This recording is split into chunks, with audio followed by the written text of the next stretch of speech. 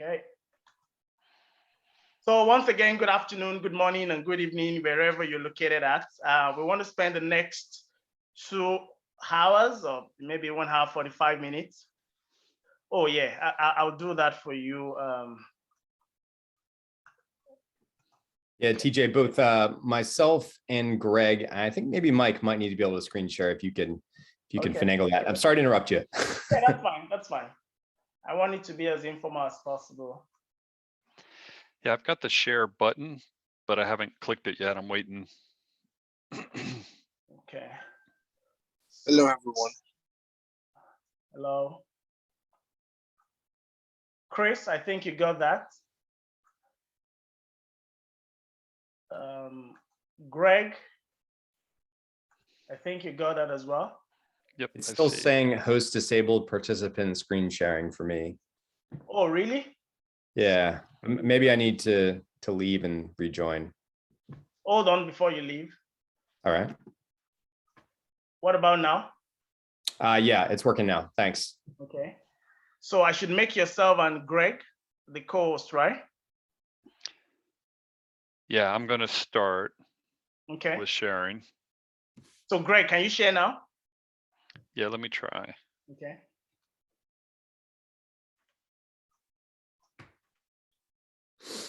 Desktop share. Are you seeing? Yes. Yep. All right.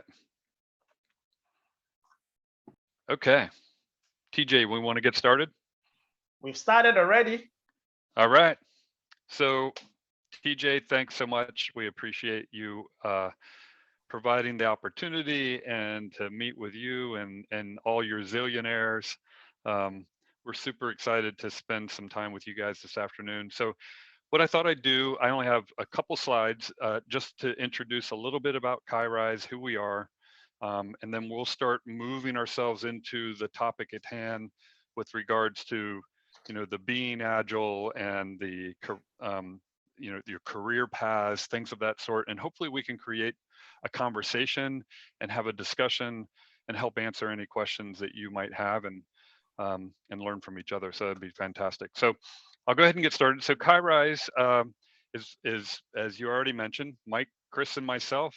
This is a project, sort of a passion project of ours. We've been involved in the agile space for quite some time, many decades amongst the three of us, and work at very large organizations. As you mentioned, TJ, we work at Accenture, and very large organization, lots of agile delivery going on across a lot of different clients and things of that sort. So we've got a lot of experience and interactions and things that have worked and not worked, but by no means are we experts either. We're also learning every day as well. A big piece of what we do is a lot of training. And we, in the order of 1,500 to 2,000 folks, we train on an annual basis across a variety of different topics, all agile related, and built up like the agile centers of excellence across a variety of different organizations and divisions and places and teams and things of that sort. So we're happy to be here and chat, and hopefully we can answer some good questions. But the KaiRise story is really about, with all that training experience, we also recognize that people have busy lives. We see it here today, right? People are working, and there's research out there that says, look, an average employee only has about 25 minutes a week to dedicate towards learning of some sort, and we recognize that, and we wanted to do something different in how we approached training in this day and age. And the other issue is, how do you scale? Accenture is a very large organization, and even organizations that aren't quite as big, how do you go about getting the company, if you will, at least familiar with some agile foundations, if you will, in training? And how do you go about that when you're doing classes of 20, but you've got 2,000 people in the organization? It takes a long time to get there. So we wanted to revisit how we go about that, particularly from a foundations perspective, so that we could sort of reimagine the approach to help folks get on common nomenclature, common language, common understanding, common mindset.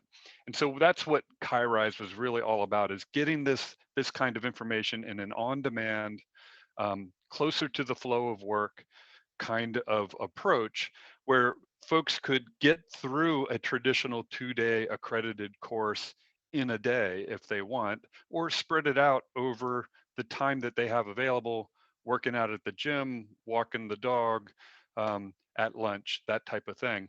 So what we did is we just reimagined how to go about this training. We worked with IC Agile to get it accredited and certified. You can leverage this on any device that you might have. And of course, we are also very cognizant of large corporate training and that being quite boring. And we really wanted this to be more fun and engaging. So that was really our mission and vision behind KaiRise. But we're not here to chat all about KaiRise, but that's just a little bit of background as to where we're coming from the training side. I can go ahead and let me see if I can stop the share here. What we thought we'd do is now sort of enter in a little bit on what is our background and where are we coming from and how does this really reflect and sort of tee up the conversation that we'd love to have with you. So I'm going to kick things off. I've been in IT for a long time, like 3 decades. So the little bit of background, so I was more on the tech side. The work I did back in the 90s was like air to ground and ground to ground communication, switching and control and things of that sort. If you're familiar with the space shuttle, it used to land out in the desert in California. And I wrote software to help control how they would communicate up and down range and things of that sort. So real technical kind of stuff. And over my career, I evolved into recognizing we had to find better ways of doing work. And that's what led me into the whole Agile thing about 2003, 2004. And in that, I was very mechanical about it. I was all about doing Agile, right? So I was all about, follow the rituals, do the steps. This is how you do it. This is what the step, the process is. And as I matured over my career, I started to understand that it's more about being Agile. It's really more about that mindset. And just to give you an example, over time, at the last place that I worked, we started shifting how we interviewed for new employees. So we started to shift from technical skills, which were certainly important. We were looking for technically skilled folks, but we very much started to look at more of their Agile mindset and disposition and how might they integrate into the culture we were trying to build, right? So that became, for us, because we were really going after a lean, agile organizational mindset, we started shifting into, we wanted to find folks that could help us be agile as an organization, which was a lot of fun, and we had a lot of good times. And I've got plenty more I could talk about from my career perspective, but I think I'm going to hand this over to Chris. Is it Yeah. you? Or Yeah, Mike? sure. Chris? Yeah, okay. I'll take it. Yeah, thanks, All Greg. Right. I'll keep it really short and sweet. Good afternoon, everybody. I am Chris Palmisano. I'm one of the partners at KaiRise, one of the 3 musketeers. Much like Greg, I've been in this technology game for, well, Greg's longer than me. He's a little bit older, but about 20 years. Thanks, Chris. Thanks, Chris. Hey, no problem. My pleasure. But so I've got a lot of experience interviewing candidates across like the whole spectrum of product delivery roles. In fact, I was just interviewing some coaches this morning, and Teejay tells me that many of you are here because you're breaking into this Agile industry, or maybe you're looking to grow your role kind of in this Agile space. And I'm hoping I can shed some light, or at least some perspective, on what companies are looking for and maybe demystify a little bit of the interview process. So that's me. Great to talk to you guys. And I will toss it over to Mike Lyons. Hello, everybody. I'm so happy to connect with you. I'm in San Antonio, Texas, and it is sunny and warm and just beautiful. So I'm just filled with excitement and energy for our time. When I met Teejay, I knew we were going to become fast friends. So Teejay, thanks for letting us come talk for a bit. Thank you, But Mike. Thank you. yeah, man. But like Greg and Chris, I'm passionate about agility and the agile mindset. And just by way of a little bit of history for me, I've worked in many different organizations in the private sector and the public sector. I've worked for small little mom and pop shops, we call them, in Southern California, doing copying legal documents. I was on the you guys might remember the O.J. Simpson trial. I was on the team that photocopied documents. Okay, like you know, this was so long ago. We don't no mobile phones. The internet's just coming out. You know, and that's where I started getting into IT, and we started transferring those documents into TIFFs or you know what you still call them TIFFs now, and I got really interested in technology. I went back and got my undergraduate degree in information systems and have done back-end development. I worked at the University of California, Riverside, and did sort of back-end support, the operations, you know. And then I started getting into development and learning about development and realized, you know, developers don't love operations and operations don't love developers. Well, you know, what do we have today? We have DevOps. But then I went into project management. I became a traditionally trained project manager. I got my PMI, PMP. Many of you will know this certification, a very difficult certification to get, very powerful certification in the traditional sort of project management. But one day I was working, we moved to Colorado. I was working at the Secretary of State's office in Denver, Colorado. It's beautiful there. It's at the 17th floor overlooking the Rocky Mountains. And I was on a multi-year, multi-million-dollar project, traditional waterfall project, and we were doing requirements gathering. Y'all know what this is, right? You write down every requirement you can think of as best you can, you know. And I remember just being exhausted. It was so tiring gathering these requirements. In the back of my mind, I'm thinking, they're never going to use this. Like, there's no way they're going to use this, you know. And you're a year and a half from go live, like, you know, stuff's going to change. I'm like, I don't like this. I get up and I go, it's on a lunch break, and I walk by this conference room, and there's a team of IT folks. They're not on our project. And you know they're IT folks because you look in there and you see pizza boxes and laptops, and it smells like feet. You know, I mean, you know that this is like developers, right? And no kidding, like on the window is the Agile Manifesto. And I'm not even kidding. I remember this. I remember reading the Agile Manifesto, the 4 values. You guys, you know them. I remember a feeling of relief coming over me. Like, no kidding, this is better. I want to do this. I want to do this. I want to do it this way. And that was 2006. And I haven't worked on a waterfall project since.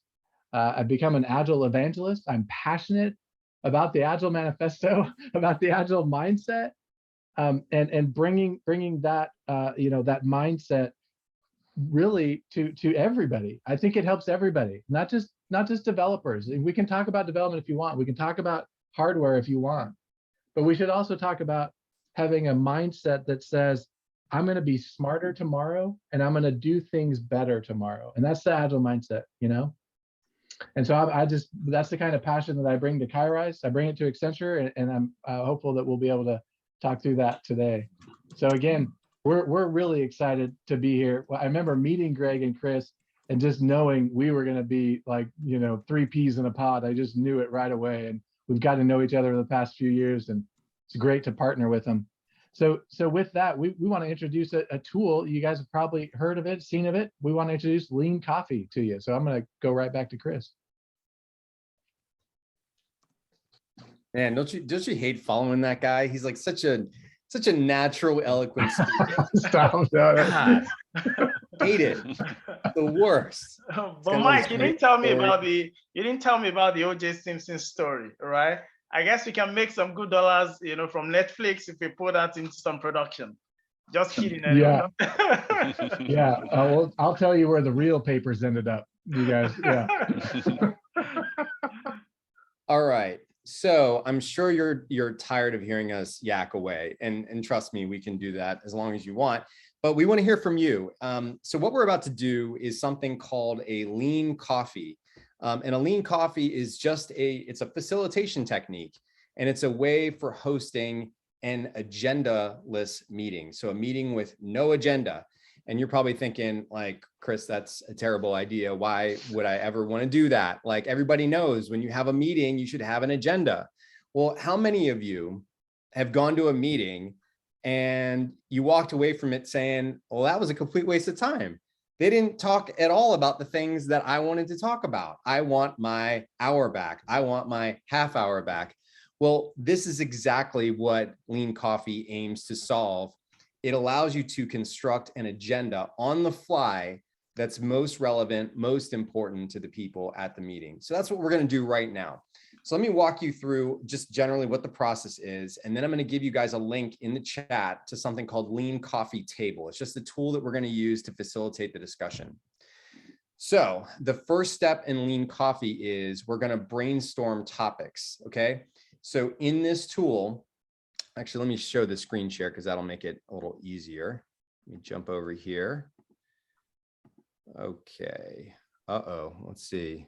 To share your computer, please install the Zoom audio device. Okay, let's see if we can do it. Did that work? You guys should be seeing my screen. We see your screen and we hear you. So that's okay, lovely. That was something strange just happened with my audio and video. Bear with me one moment here. Okay, so you guys should be seeing the Lean Coffee board. So the first step of the Lean Coffee board is we're going to brainstorm topics. I'll set a timer for roughly 5 minutes to do this. So when I send you the link, you're going to come to this screen and you're going to see this little add topics box right here. And so all you do is you type in a topic that you want to talk about. So maybe you want to know, like, Greg, where do you get such cool t-shirts? Right? Maybe that's what you want to know. I mean, who knows? I have no idea what you want to talk about. Or maybe in reality, it's something like, what do you look for in a great Scrum Master? I don't know, whatever it is. You're going to come in here and you're going to add a card for whatever that topic is. Okay, so we're going to spend about 5 minutes just doing this brainstorm. So if you have 5 topic ideas, you're going to have 5 cards out there. Okay.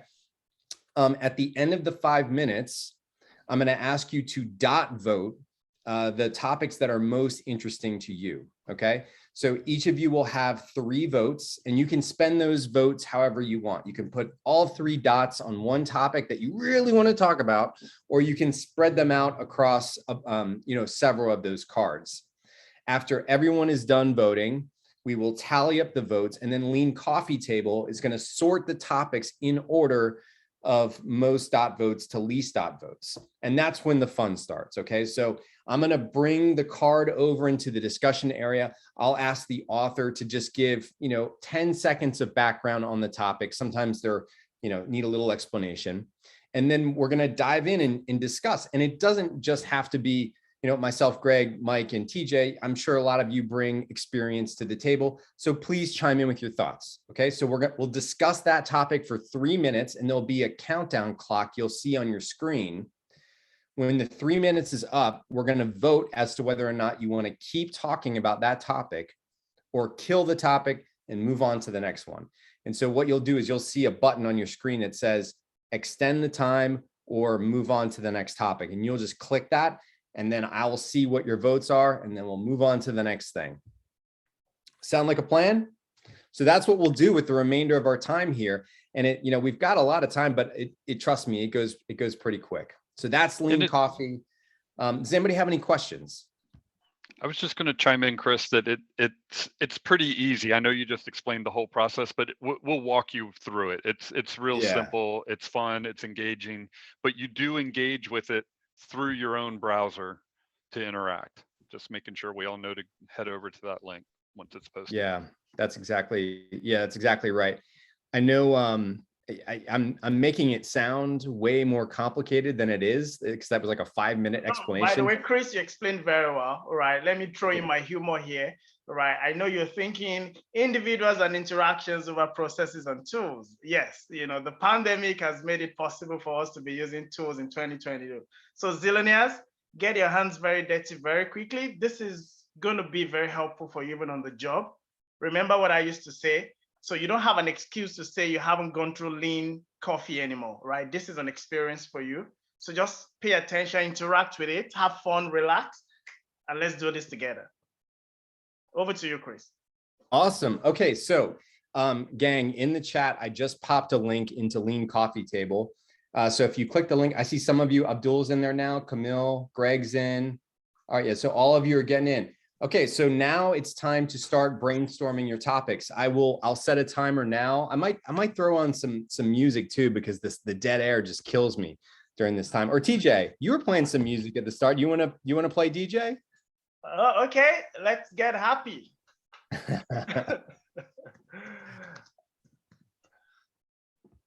Let me do this because Hey, and I'm encouraging everyone, put your topics in there. I mean, let's get it in there. Let's have a conversation. Let's see where this will take us. To work more efficiently, which makes accomplishing your work goals. somebody got a YouTube ad. Yes, now I want to go install Grammarly. Is that what that is? Hey. Sunshine, she's here. You can take a break. Hot air balloon that could go to space. Yeah, like I don't care, baby, by the way. Because I'm happy. Clap along if you feel like a room without a roof. Because I'm happy. Clap along if you feel like happiness is the truth. Because I'm happy. Clap along if you know what happiness is to you. Because I'm happy. Clap along if you feel like that's what you want to do. Here comes bad news, talking this and that. Give me all you got, don't hold it back. Well, I should probably warn you, I'll be just fine. No offense to you, don't waste your time. Here's why. Because I'm happy. Clap along if you feel like a room without a roof. Because I'm happy. Clap along if you feel like happiness is the truth. Because I'm happy. Clap along if you know what happiness Hey, folks, let's hold on voting till we get all of them in there, and then we'll try to vote as a group. if you feel like that's what you want to do. Bring me down, can't nothing bring me down. Your love is too high. Bring me down, can't nothing bring me down. I said, bring me down, can't nothing bring me down. Your love is too high. Bring me down, can't nothing bring me down. I said, clap along if you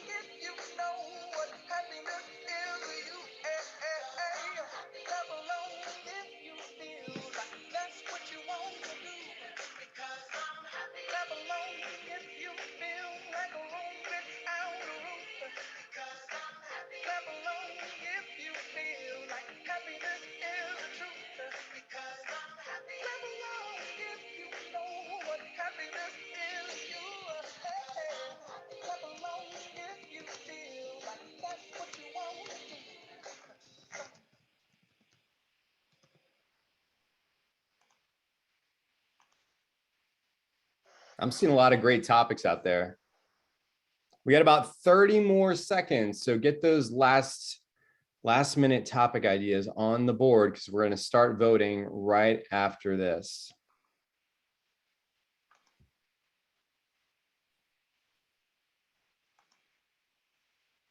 Think you're gonna scare me with that mask and that?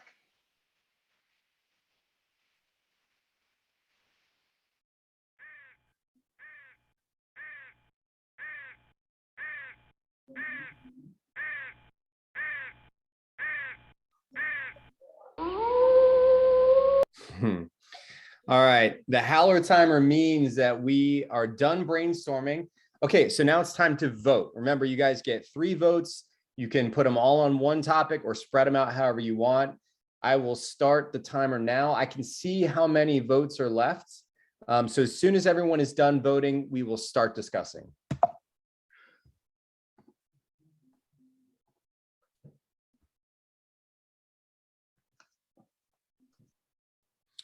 And since all of you are in Lean Coffee Table, I should not need to do the share anymore because you guys should probably see it on your screen. So I'm going to stop the share.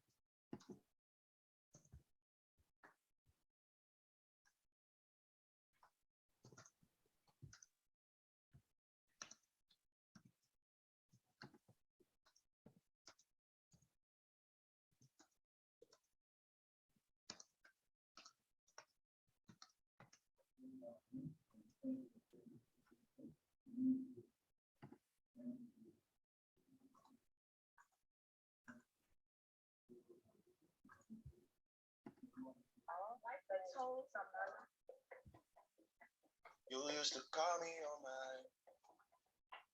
You used to.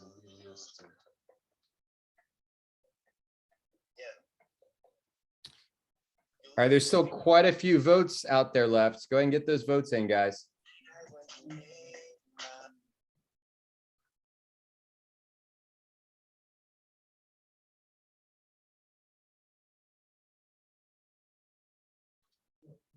Wow. Chris, Mike, Greg, you have a whole lot of questions there. I know this is going to be fun. This is going to be a lot of fun. Tons of questions. Remember when we were talking, I said, sometimes when I'm done with this, I don't want to talk again for the rest of the day. Yeah. All right, guys, 15 seconds. Get those votes in. Oh, here comes the howl.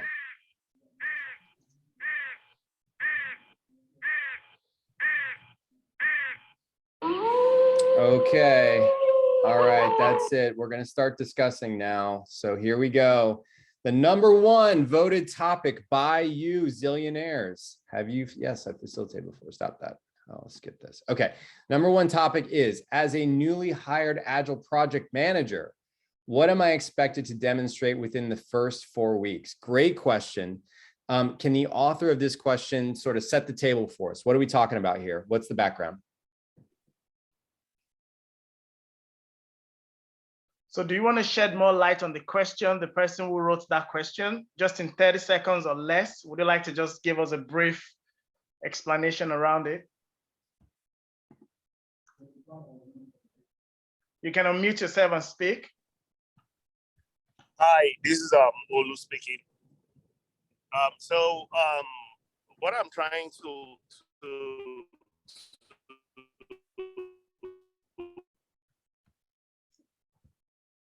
We can't hear you, Olu. I hope I'm not the only one. convey is as a newly hired Do you want to Agile backtrack? Hold on a Can second. you hear me? Yeah, now we can Okay. hear you. So do you want to start Okay. us by again, please? Yeah, let me start all over again. So as a newly hired Agile project manager into an organization that has been going through Agile transformation journey for the past 4 to 5 years. And, you know, at the interview level, you try to understand the team's maturity, and all you could hear from the product director and every other member of the team is, oh, we've been doing Agile, but we can't really say we've been doing Agile because we have some teams that do Scrum. And when they say they do Scrum, we don't even have a matrix to measure what they are doing. All we know is, okay, we are getting results and the company is getting return on investment. So in that kind of situation, and you're coming newly, they expect you to transform the agile practice in the organization. What are you expected to do? What can you do in the first 4 weeks of joining that organization? Yeah. Okay, cool. That's an awesome question. All right. 3 minutes on the clock. Who wants to start us off?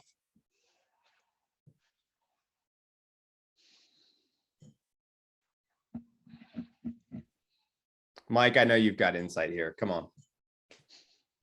It's a great question. I think what I would want, and for all of us, as you're coming into a new organization, just some things to consider. One is, we really, whether we're Scrum Masters or coaches, we want to be archaeologists. We want to be digging and looking and trying to understand what is happening in the environment already.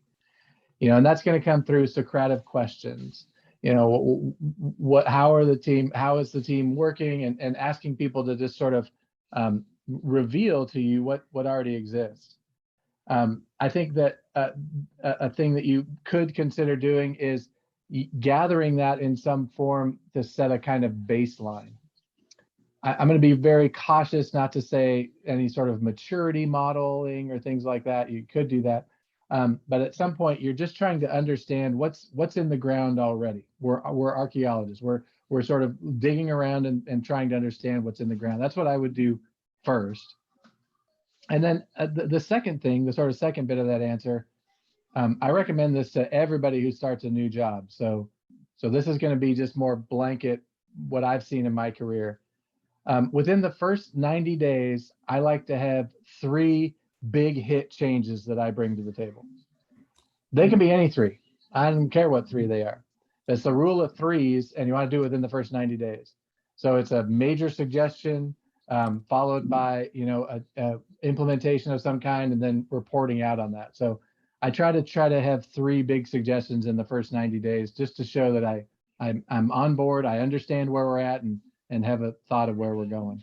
But again, I think the short answer to that is, I would try to just listen and sort of unearth what's already in the ground. I would concur with that, Mike. You don't want to be the bull in the china shop if you're just starting the job, trying to figure out what's going on. You want to get the lay of the land, right? You want to build relationships. You want to understand what's going on. The other side of it, and maybe it's implied, is, why did they hire you? What was it that they thought you could bring to the table? And that probably helps drive a bit of your initial 4-week goals as well. Just tossing that out there as well. I'll offer like a really, I don't know, I guess a common sense thing too. Like, get to know the people on your team, right? Like, it's, in my experience, project managers tend to operate at like that 30,000 foot level, and sort of think that they can manage by bureaucracy or, that kind of thing. Go in there, like, meet with the teams, understand the sort of challenges they're up against. What successes have they had? What do they like to do for fun? That will engender trust between the teams and you, and grease the skids for whatever agenda you have moving forward. Okay, guys, we're at the time box for this particular topic. So now it's your time to decide the fate of this discussion. Do we extend the topic and keep talking about this, which I find fascinating, or do we end it, or do you just not care and have no preference? So go ahead and cast your votes now. And whatever gets the most votes, that's what we'll do. And I'll tell you momentarily. All right, I'm seeing a lot of extend the topic. So I am going to say, yeah, it's extend the topic. So 3 more minutes on the clock. Well, the other thing I was going to chime in, and anybody in the audience, if you've got your own experience as well, I would, there's a whole practice around leading questions, and from a leadership perspective, lots of listening. Right, so that's just sort of adding to Mike's analogy of the archaeology and looking around. So you need to unearth actual understanding, not just yes nos, right?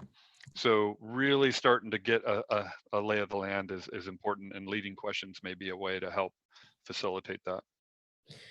Now, the other thing I heard in that question too was, I thought I heard, and please tell me if I'm wrong, that it isn't just necessarily one project that you're going to be responsible for, that you might be overseeing an entire Agile practice or Agile at an organization. And to me, that sounds like you might be interfacing with like fairly senior leaders driving the strategy for this Agile transformation. One thing I'll toss out there, and I think Greg and Mike have already like hinted at this, but you want to invite people and let them sort of choose their own adventure on this transformation, as opposed to you inflicting it. And there are a lot of techniques for doing this, but I often, when I'm working with leaders, I'll sort of facilitate a workshop, and I'll have a number of different dimensions of the organization, like on a board, and I'll ask them, through a facilitated discussion, to pinpoint the areas that they most want to improve, right? And then together we'll brainstorm ideas that you have for improving this. That way, it's not just me telling them, like, hey, go make these changes. It's us together, jointly on this journey, deciding how to steer. And you also should be able to obtain some of that from the current retrospectives. So the teams have been having retrospectives. They should have a retrospective improvement plan. You might introduce something like the Toyota Improvement Kata as an actual disciplined methodology to do improvements. But to Chris's point, we never just show up and tell you where to improve. We show up and we listen, we get the lay of the land, and you already know where the problems are because Agile reveals them. Then you could use a tool like the Toyota Improvement Kata to be disciplined about making those improvements. And by the way, if they don't have a retrospective backlog, I'd start that. Like, that's the problem. And in other words, if I may add to that as well, the retro backlog Mike referred to is that Kaizen item, right? That Kaizen item you take into the backlog and you make sure that you have it implemented in subsequent sprints. You should be looking at that, right? So that's right. All right. Doesn't 3 minutes go so fast? All right, we're at the time box again. Do you guys want to keep talking about this, or do we move on? I will always vote no preference. Okay, it's time to move on. Finish topic. Really enjoyed that one. Great discussion. Okay, our next topic says, how best can one without any practical experience of Agile settle into a role in the Scrum world? Okay, awesome question. Does the author want to give just a little bit of color on this before we dive in? Yeah, thank you very much. Ebenezer is my name. Hi, I asked that question because I know that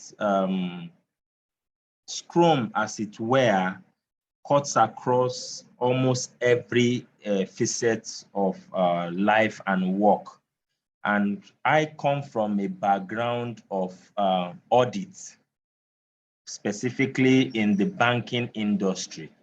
And in my little knowledge, I am already trying to introduce it within. I lead a team, and I'm already trying to use Agile with my team. I've not gone official. I'm just trying to see what to do. And I am facing some challenges doing that. But I know that if I find myself being employed as either a Scrum Master or product owner, coming with my background, outside the theories that I know, how well can I really settle in that role? Thank you. Thanks, Ebenezer. Great question. Okay, 3 minutes on the clock. Here we go. I'll just jump in. And what struck me with the conversation is, if you've got some background in training or understanding, the thing that hit me was, what, and I've said this over the years, what is a Scrum Master's role? And they really are a servant leader. They're there to do all that they can to help their team be successful. I remember when I worked more closely with teams on a regular basis, it was sort of like every day a Scrum Master is waking up thinking, how can I help my team be successful? And to me, to settle into that role is to be laser focused on finding ways to help your team be successful. And that could be a variety of things, but what I would caution is it's not to feel like, you know, I hosted our stand-up and now I'm, you know, I don't have much going on. It's about looking for ways to improve daily work and helping your teams be as successful as possible. So just tossing a really broad idea out there.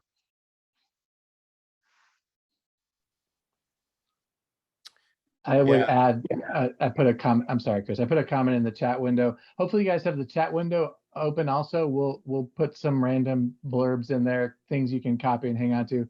Please note, when you close Zoom, you will not have access to this chat unless TJ saves it and emails it to you. So use the links while you have them.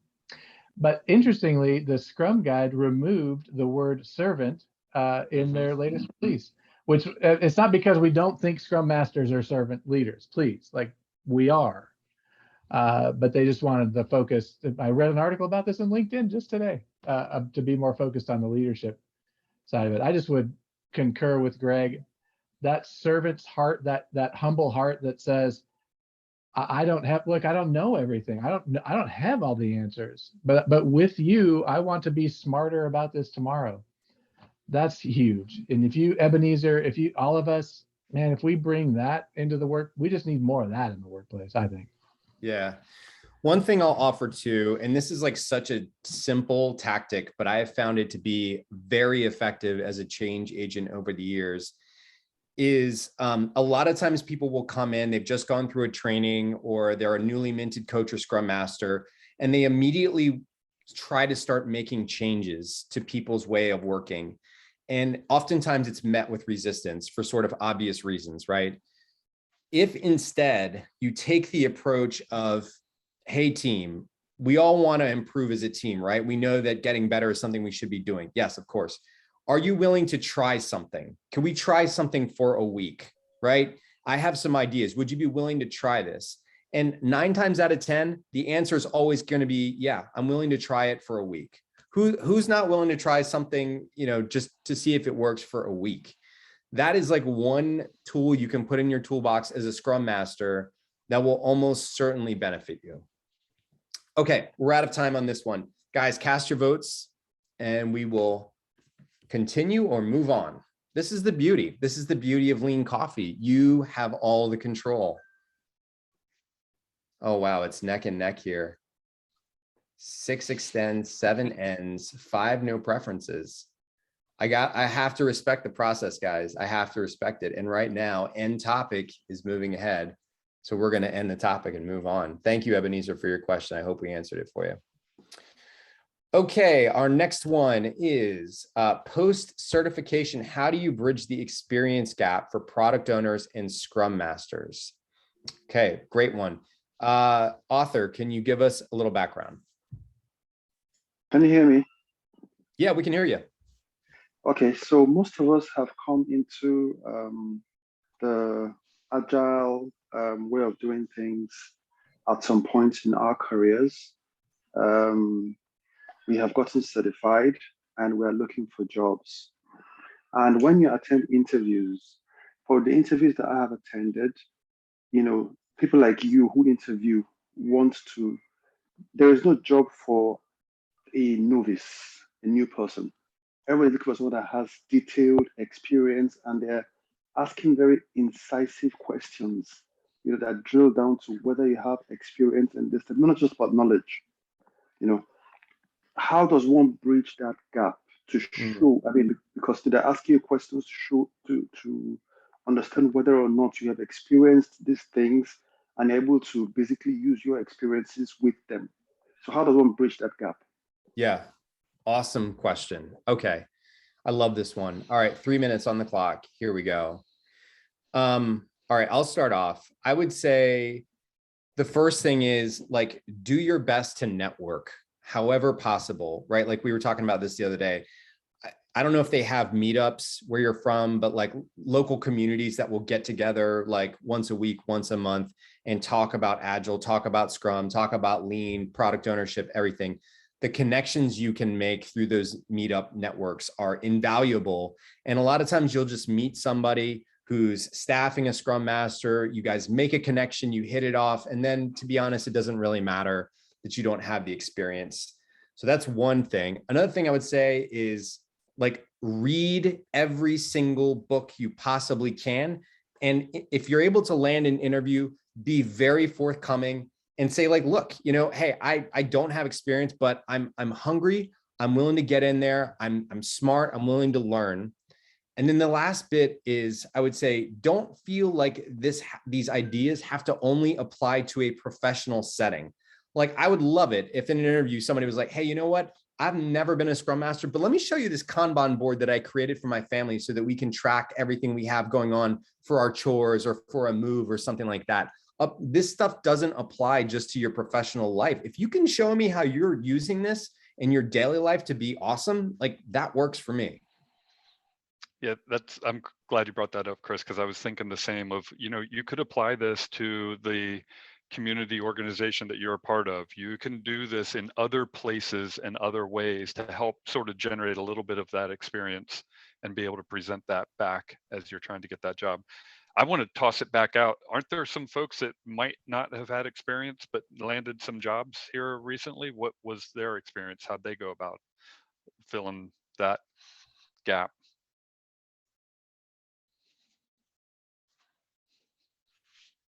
So the question thrown out is, for the folks here who recently got a job, right? I know you, if you don't want to come out and talk, I'll start calling you out. How did it go for you? No. Hi, can you hear me? Yeah. Yeah. So can you please repeat the question one more time? So Well, you I was just saying, job.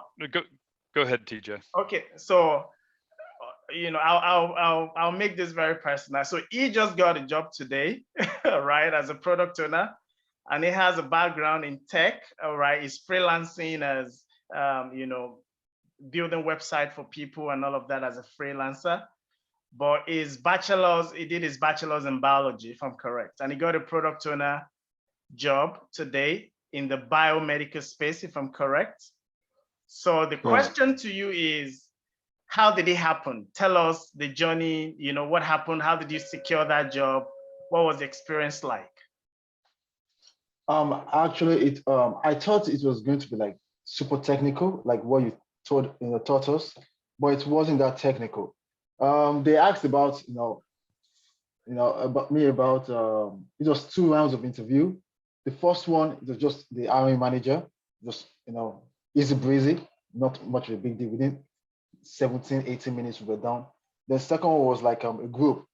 The hiring manager, the project manager, and another product owner that we're working with. So it was, to be honest, it was easy to me because I crammed what you wrote on WhatsApp. I just come to my head and I just, regurgitated it to them. Simple as ABC, that was it. And he told us to say it in the story format, right? So I just started, coming up with stories in my head, and they just liked it. I just kept on, telling the stories they wanted to hear. Simple as ABC. To be honest, that's just simple. All right, guys, we hit our time box for this one. So go ahead, cast your vote. Do we keep talking about it or move on? The votes are rolling in. Yeah. Okay, we're gonna extend this one. All right, 3 more minutes. Just keep talking? What? Yeah, sure, if you want. I mean, anybody who has anything else to contribute, anybody who wants to talk, go for it. Yeah, so if I may add to that, that's what I usually, and I believe some of you may have had this from me. You may not have been in the Scrum space, you may not have been in the Agile space, but you may have done things that you will do either as a product owner or as a Scrum Master. For instance, I usually ask you, have you facilitated a meeting before? Right? Have you set metrics for whatever you want to do? And have you tracked it and made decisions based on the metrics before? Have you been able to resolve a problem, either in your house or amongst your friends or on the job? Have you been able to do that?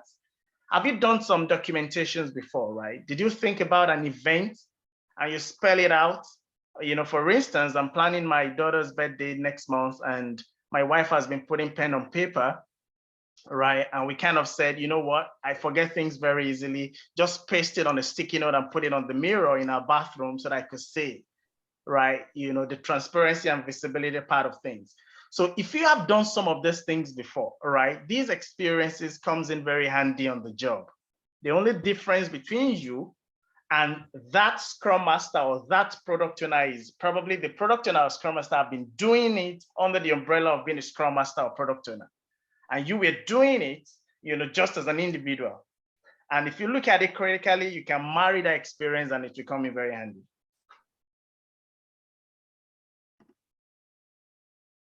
That's great advice.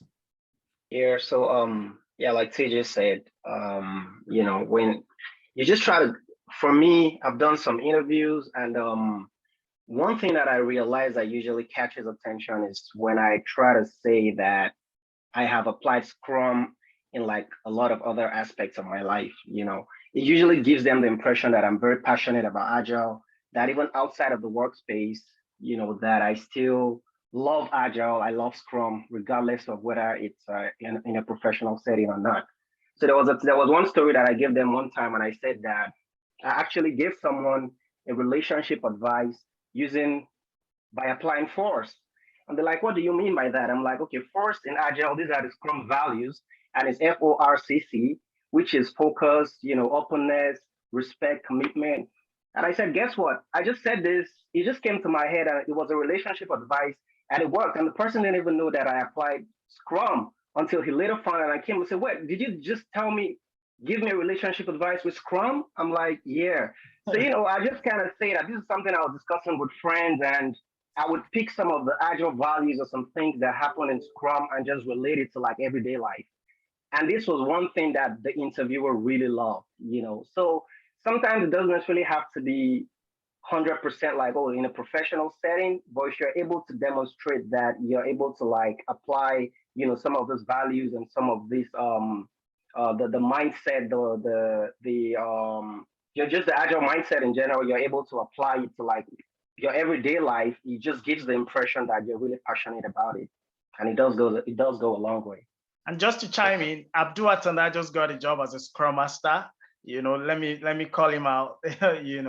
And I think he's been a network engineer, by the way, so he got a job as a Scrum Master, and he's hoping to get more offers. And I believe maybe these are some of the stories he shared during the interview and secured him a job. No, I think that's great advice, and it triggered another thought. I remember when interviewing folks, I was always, when we were looking for the being Agile types, I would always ask things like, well, what books are you reading? What's your favorite blogs? What meetups or groups outside of work, how are you getting involved in this Agile community? And those things made a difference for us, for folks that were, immersing themselves into this space. We knew that they were passionate about it, and that was always an influencer. Good discussion. All right, guys, we're out of time on this one. We're out of time. Go ahead and cast your vote, and we will let the chips fall. All right, looks like we are going to move on. Great topic. Okay, up next we have, oops, why did that come back over? There we go. All right, what's the best route for a new entrant into Agile to enter into the job market? Okay, cool. Can the author provide some background on this one?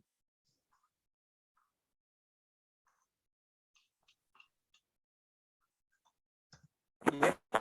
Wale, my question is based on number one, as a new entrant, all my life, someone whose field has been in the science area, even though has been leading company, taking projects.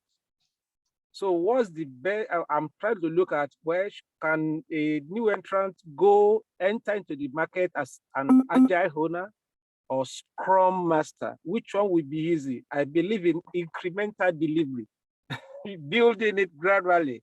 So which one would be, the fear of how to face the job experience? That's the question about. Okay, cool. Thanks. All right, so 3 minutes on the clock. Here we go. So the best route into the job market, Scrum Master, product owner, other roles. I don't know. This is a tricky one. I think any of the agile, kind of the traditional Scrum roles, you can have a great career in. I will say my opinion here, feel free to disagree. I believe that the product roles in particular offer quite a bit of mobility. Like I see job postings all the time for product owners, product managers that would not characterize themselves even as agile organizations or even operating under the Scrum framework. So if you're able to sort of get yourself into one of those product oriented roles, a product owner, a product manager, I think it gives you a lot of mobility in where you can move between different industries. Scrum Masters, you can do the same. I do believe that it's slightly more restricted though. Yeah, to add to that, I equally believe it's a very tricky one. All right.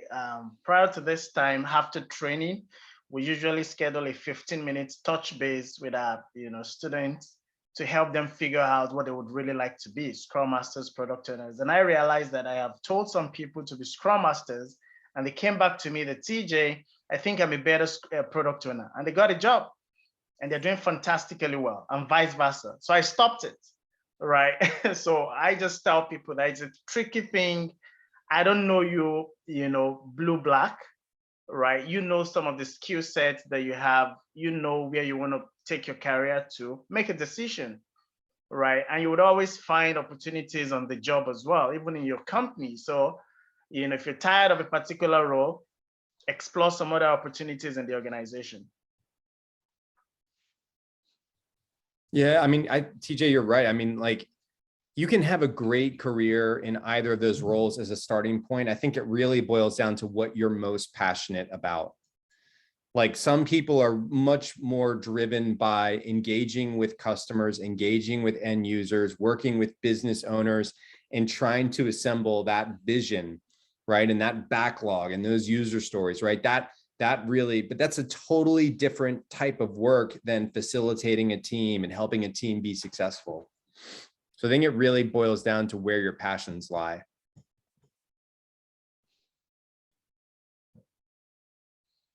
I think Sheol Ajibulu has been raising up her hand. I don't know if Chris wants to take her question. Oh yeah, of course. Sorry, I missed that. Go for it. It was actually from a previous question. I just forgot to put my hand out. Thank you. Oh, okay, no problem. All right, so we hit our time box for this one. Go ahead and cast your vote, guys.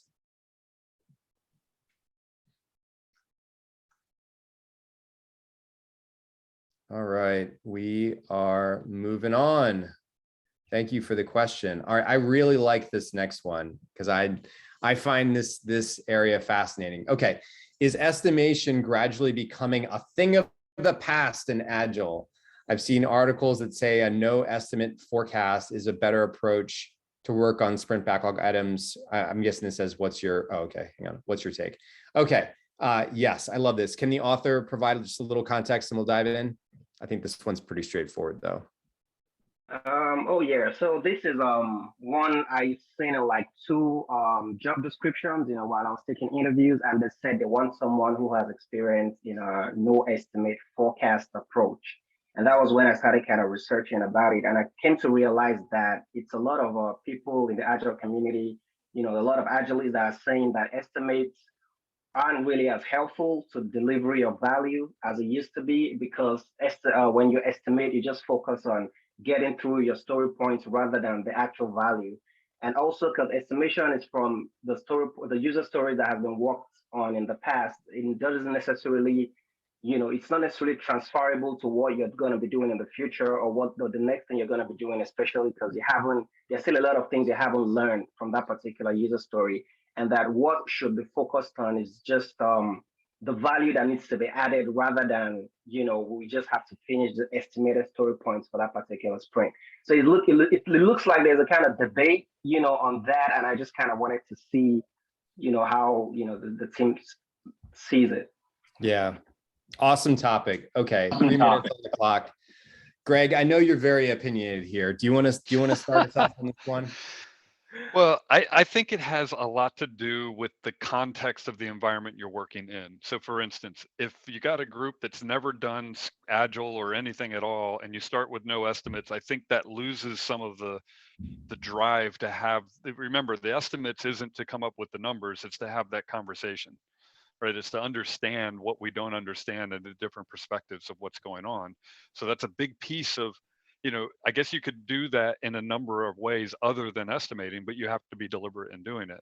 And then from a context perspective, all I'm getting at is if you have a really lean, agile work environment and culture, I think you could absolutely head down a no estimates path. I think it gets much harder when you're in a very traditional PMI agile, PMI based, project managed based world that wants to know the estimates. And I think it teases and pulls on that to help, so they serve a different purpose. I'm not saying it's right or wrong. I'm just simply saying that I don't know that you could get away with not having any estimate whatsoever. So I think it kind of depends on context, but that'll just throw some fuel on the fire. Go, Chris. I agree with you to a degree. I think there are different types of estimates we're talking about. I think there's a lot of value in a Scrum team, an Agile team, trying to create a shared understanding about the work they have in front of them by way of estimation using story points, t-shirt sizes, affinity, like whatever you want to use. I think there's a lot of value in it. I've seen it firsthand. I've seen those light bulbs go off. There's value there. What I struggle with is okay, we need to build a new product or we need to build a new feature, and we need to know it's going to take a year, and we need to know exactly how long and how much money, and like when you're going to have this done by that date. I mean, I've just seen countless examples where we use all these detailed parametric bottoms up estimators, and they're just like way off. That said, the other side of the coin, to your point, Greg, is like, companies don't have endless budgets for things, right? So somehow you have to box in the work that's being done. One could argue that you don't need estimates for that. My answer, full stop, is I don't think estimation is going away. Would I like it to? Maybe, but I see no signs, at least in the industries I work in, of it going away at all. Yeah, I don't see it going away, but I do see it, and maybe I didn't relay it either very clearly, is to me, getting to a no estimate environment is a sign of a mature agile shop. 100%. So it may start in a relatively immature way. We go through these mechanics because we do, and eventually you become agile and you start to understand that we're making our stories small. We're tasking it out in small ways. We're having that collaboration. We have that clear understanding, and we could. I think I lost your audio, Greg.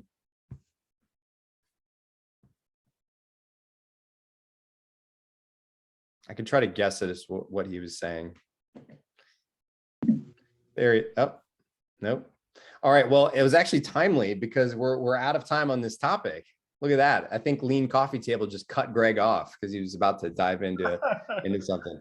All right, so guys, go ahead and cast your vote. If you want to keep talking about estimation, go ahead and extend the topic. If you're done hearing us soapbox on this one, you can end it and we will move on.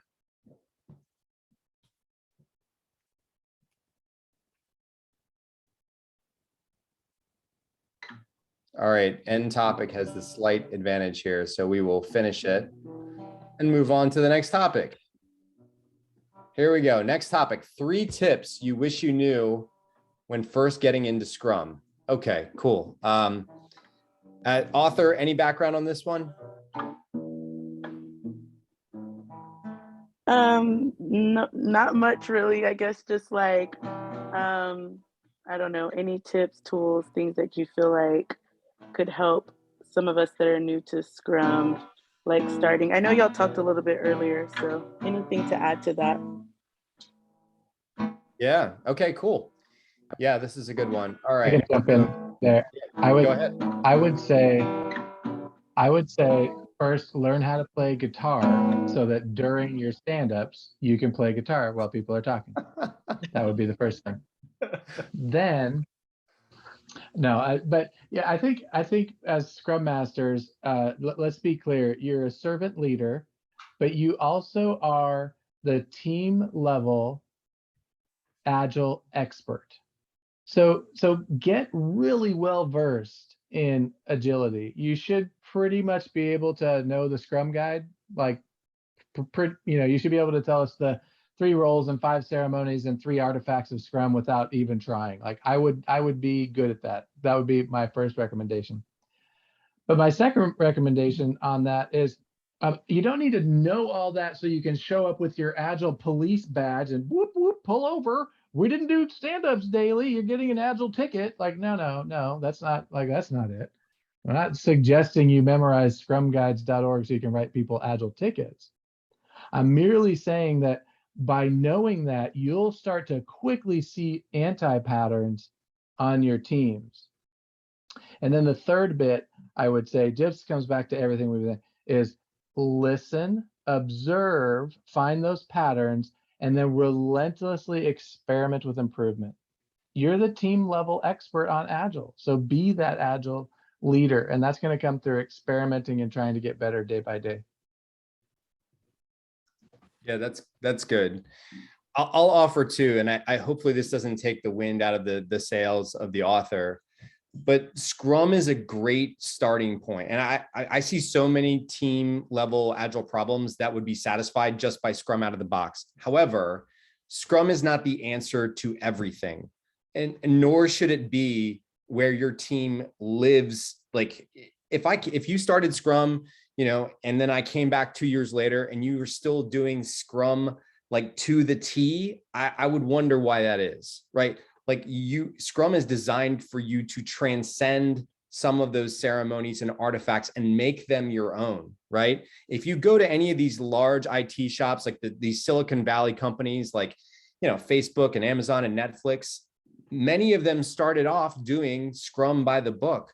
Many of them now still have some of the same practices. They call them different things. They look slightly different because they've been adapted to that organization and their specific environment. So I think it's a great place to start with those standards, but recognize that you should be evolving beyond them at some point. It's like learning to play a musical instrument, right? You got to learn the scales first. You got to learn how to play the C scale before you get in there and start improvising and doing jazz and all that other stuff, right? Look at that. I almost timed it right down to the timer. Okay, time's up on this one. Cast your votes, everyone. All right, we are moving on. So our next topic, what do you look for in a great Scrum Master? I think this one is pretty straightforward, but anything you want to say, author, before we start discussing?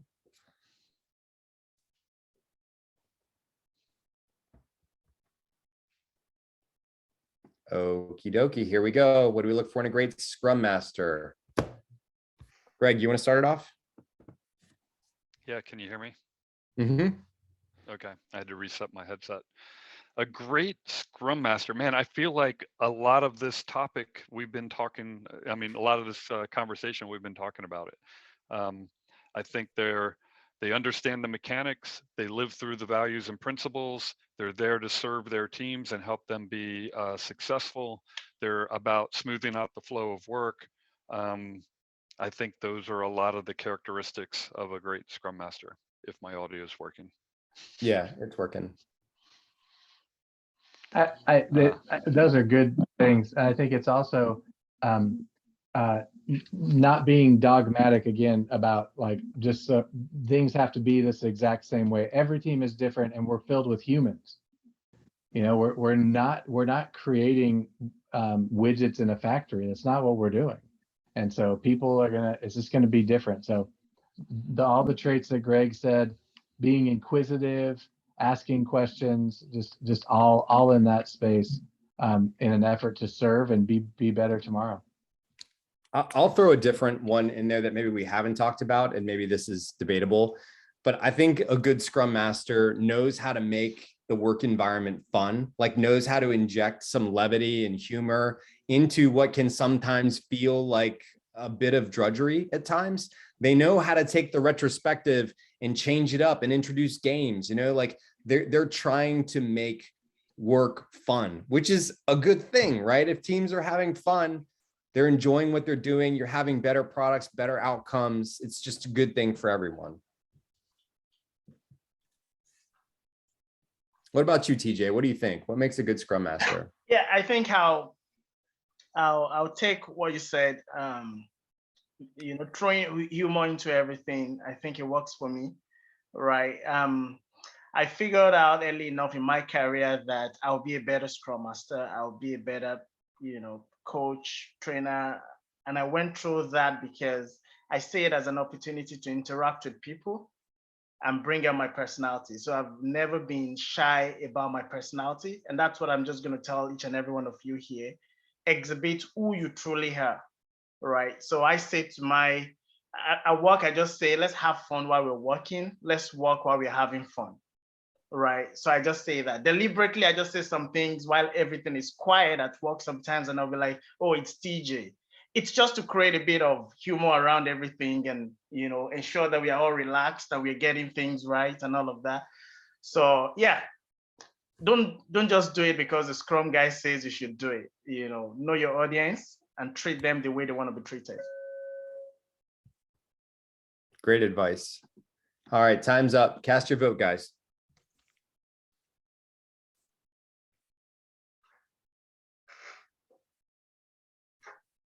All right, next topic. We're just plowing through these. Look at this. Okay.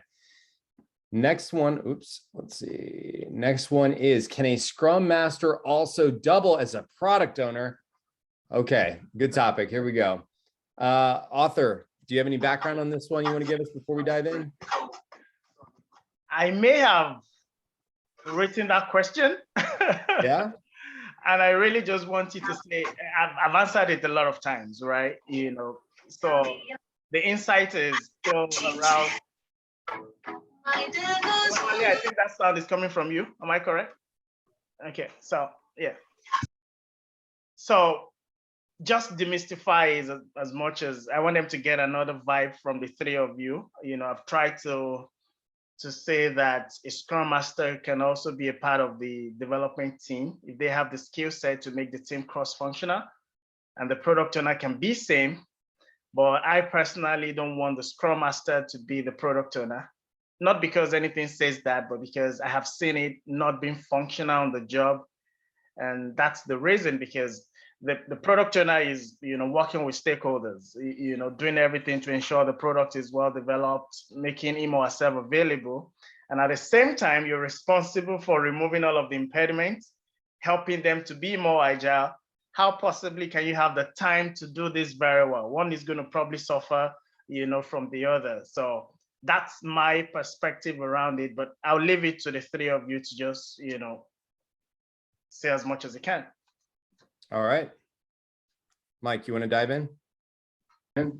I definitely have a preference, TJ, that would align with what you just described.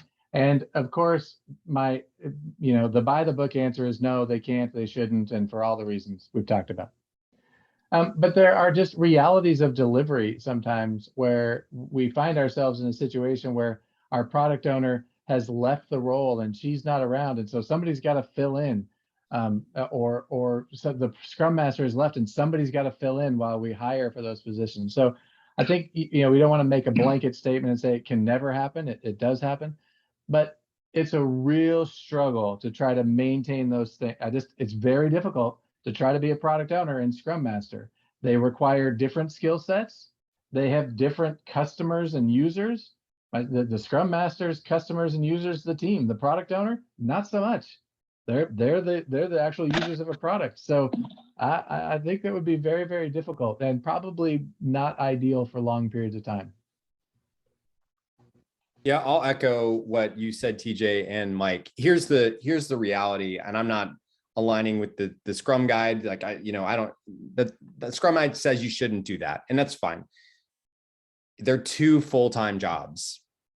Like that's the reality of it. And when I've seen people try to do both of them, they usually do a bad job at both of them because there's just not enough time to do them right, is most of the time what I see. There have been instances where I've seen somebody effectively do both, but more often than not, it doesn't work out well. And that's short-lived because the person gets burnt out or the team gets frustrated or the customer's not happy. It usually doesn't work well.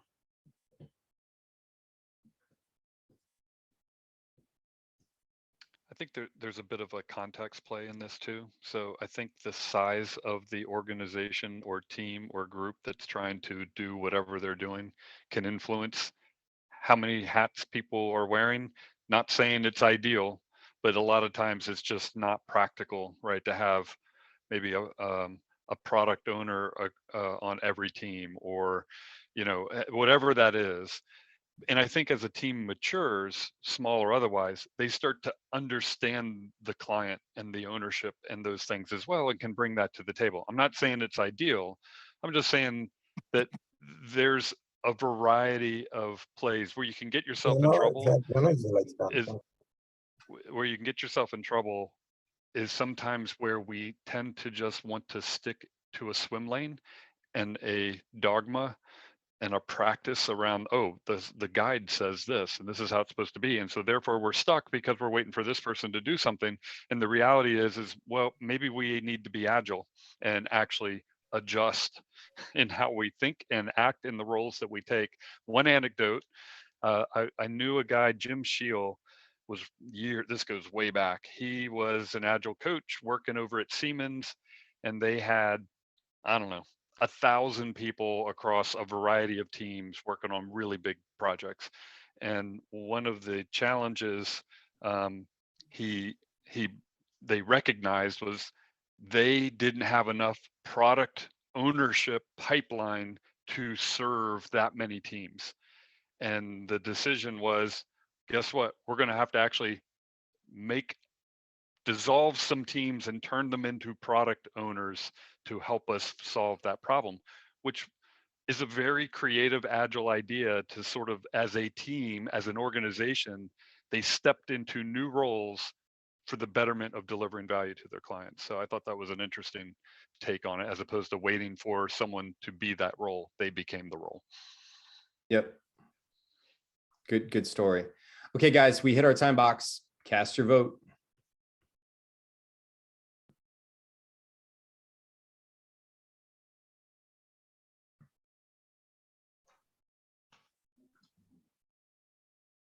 Okay, we're moving on.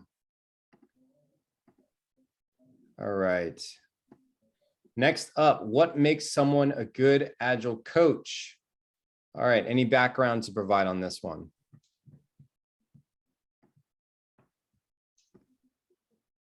Okay, diving in. I'll start us off. I mean, I think there are a lot of the same qualities that makes a good Scrum Master, with the added level of experience and mastery of things beyond Scrum. So technically, a Scrum Master is that they're a master of Scrum. They know the Scrum framework, they know the ceremonies and the roles and the artifacts, and they're experienced helping teams be successful. An Agile coach has more tools in their toolbox. They know how to apply lean. They know how to set up a Kanban system. They're familiar with product management practices. Maybe they have some experience in test automation and continuous delivery. They have a much broader perspective on overall organizational adaptability beyond team level Agile practices. So I would say it's a combination of experience and knowledge beyond Scrum level Agile practices.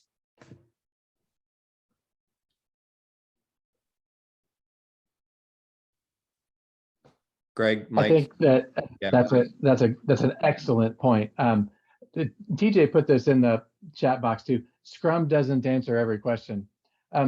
Yeah, and so Agile coaches also need to understand how Kanban works.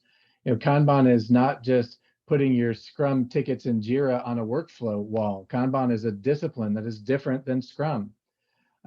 Agile coaches should also understand what extreme programming is and understand DevSecOps and what a CI/CD pipeline is. They should be fairly technical. They should be fairly business minded. They should understand profit and loss.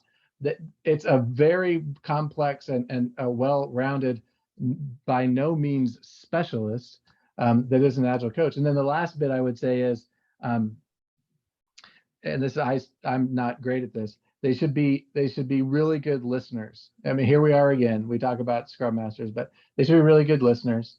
And people should inherently think about, I have a problem. You know what? I'm going to call Chris. And Chris may not have the answer, but he's a person I think to, or I'm going to call whoever the coach is. They should be the person you think to, because they know you listen and you will help them solve their problems. You may not have the answer today, but we agree to improve together. And that coaching, that heart is just a part of the coaching experience. I guess one more thing. I grew up playing competitive sports, primarily soccer, swimming, and water polo. And coaches were not the people I would go to just to talk to. They were the people that yelled at me to hurry up. Okay, right? That's what sports coaches do. They say, you do X, Y, and Z, and you better do it faster. So when we say coach, like, that's not what we're talking about. So a lot of people bring the sports coaching mentality in. And there's some, it's not all cut and dry, but the coach that comes in and says, do everything this way and get faster about it, that's not kind of the same Agile coaching we're talking about.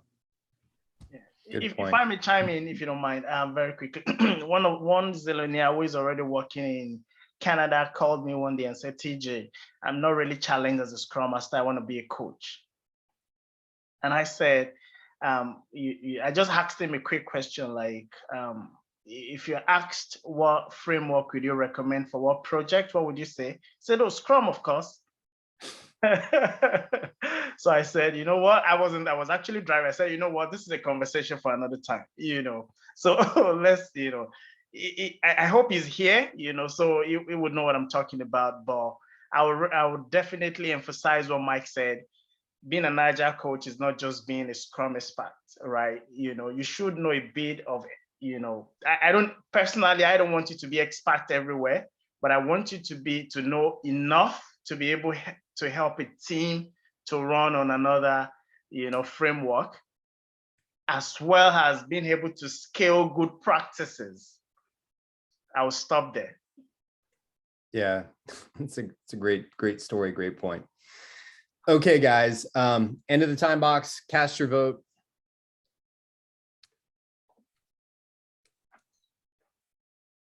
Okay, we're moving on. All right, up next, how does one explain transfer of skills from a different background of work experience to be a good product owner? Okay, tricky question. Does the author have a little background on this one to share? Who wrote the question? Would you like to share more light on this?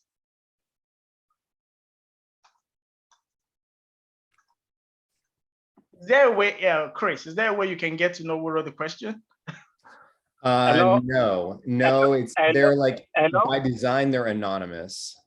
Hello. Yeah, I think I wrote the question. I think it is similar with my first question, and from the various discussions, I'm beginning to get the answers, but more like I just be thrown into it.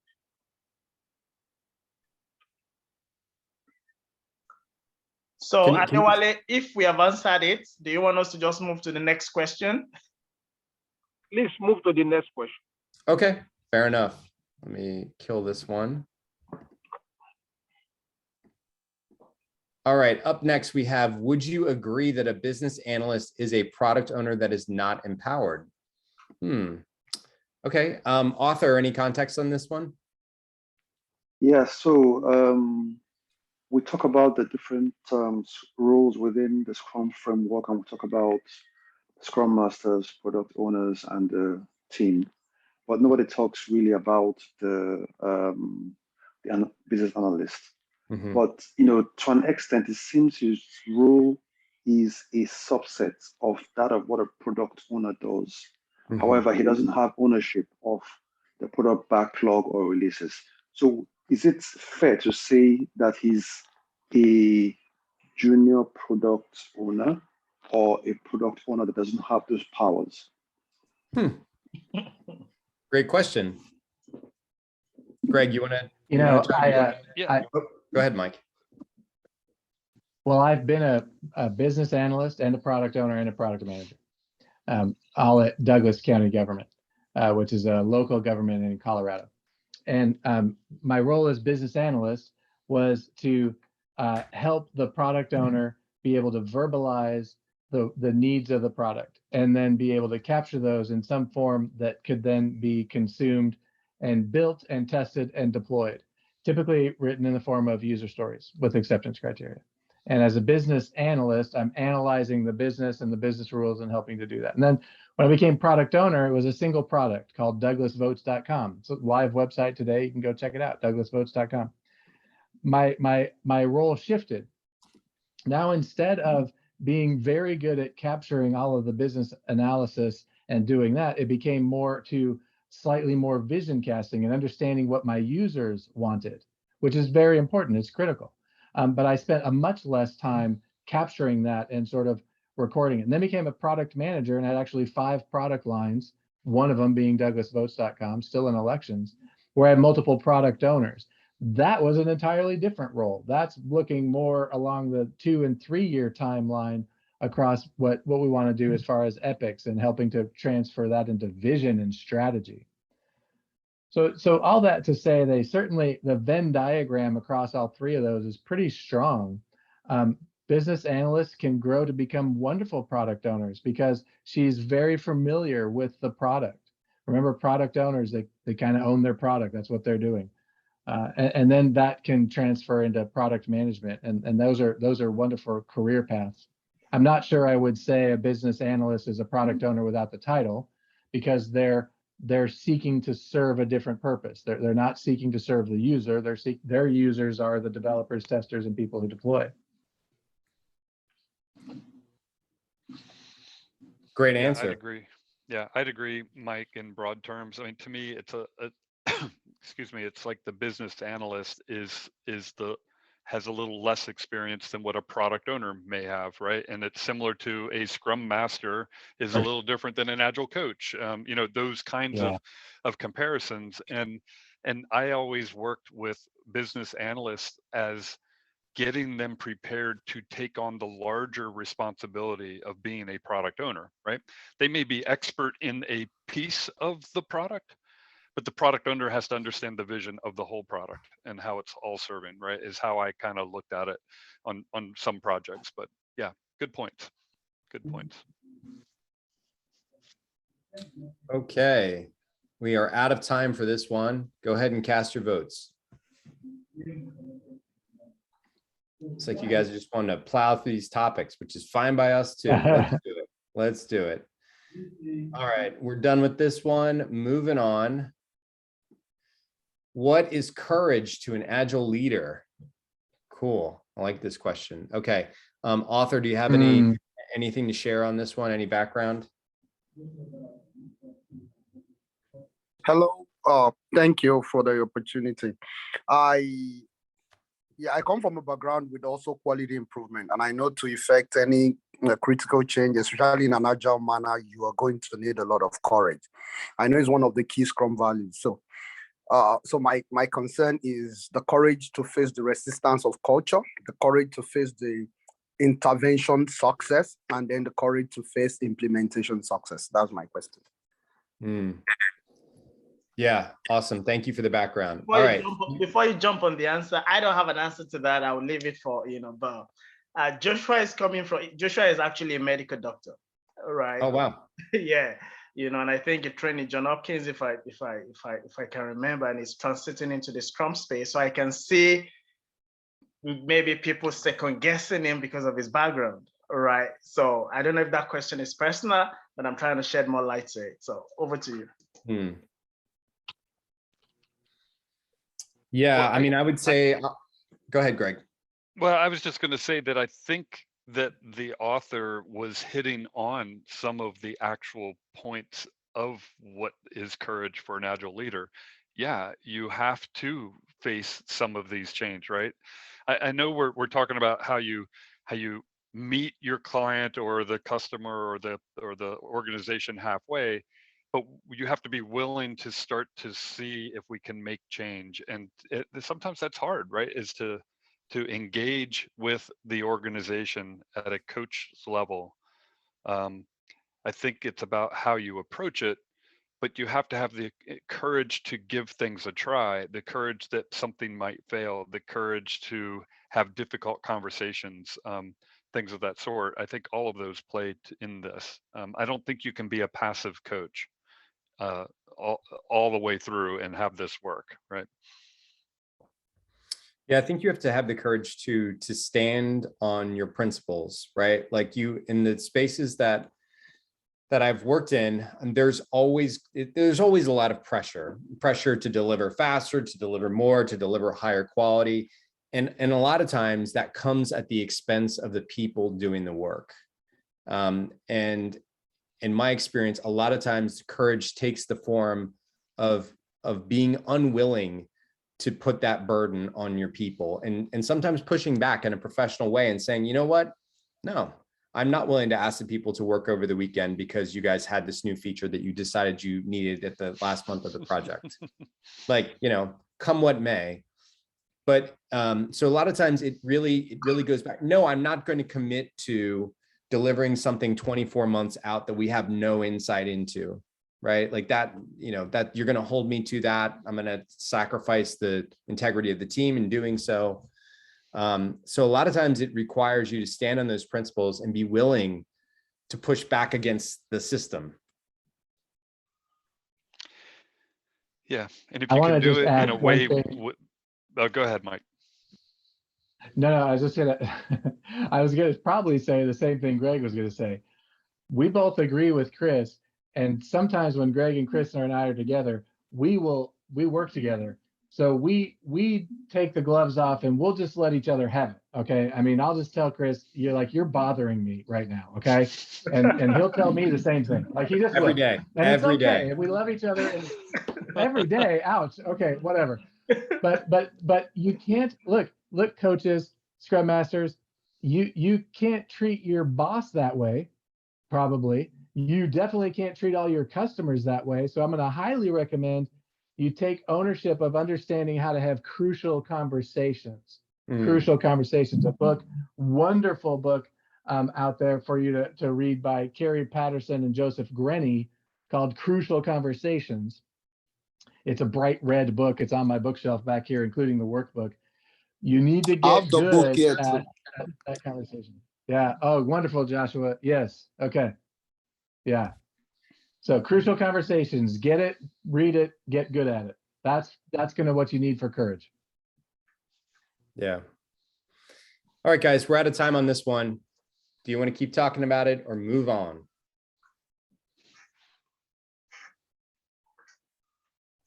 End topic. Okay, here we go. Next one up to bat is, I feel like I can answer this one. What's the difference between the PMP cert and the ICP APM by IC Agile? Okay. Anything to give us by way of color, author? Whoever wrote this. Yeah, hi. Thank you all for giving us this time and opportunity. So I once had an interview, and I was asked why I decided why it was that ICP APM certification I had if